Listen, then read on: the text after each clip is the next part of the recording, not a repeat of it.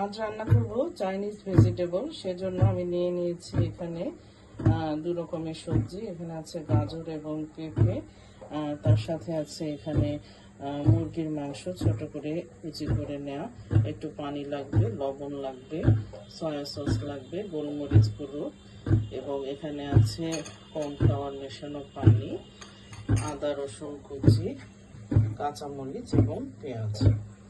আমি এখানে প্রথমে আদা কুচি দিয়ে দিচ্ছি, তারপরে দিয়ে দিচ্ছি রসুন কুচি,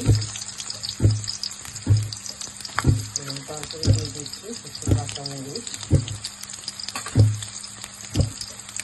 এরপর পেঁয়াজ গোল করে কেটে এভাবে আস্তে আস্তে পেঁয়াজ দিয়ে দেবো।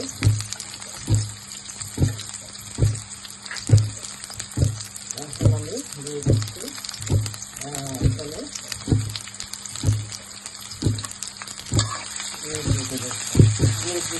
কেটে রাখা।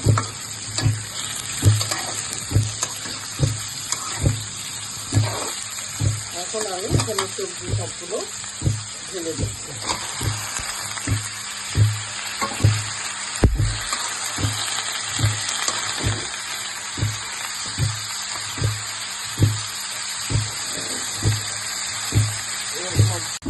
কিছুক্ষণ ভেজে নেওয়ার পর আমি এখানে দিয়ে দেবো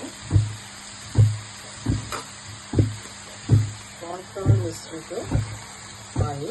এটা একটু ঠিক করবে আমাদের এই মিশ্রণটাকে। তার সাথে আমি দিয়ে দিচ্ছি এখন একটু গোলমরিচের গুঁড়ো, কালো গোলমরিচের গুঁড়ো,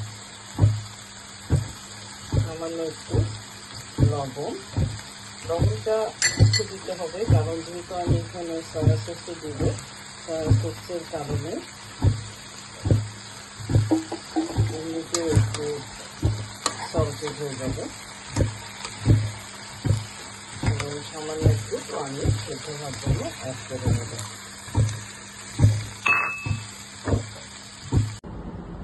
তৈরি হয়ে গেল চাইনিজ ভেজিটেবল।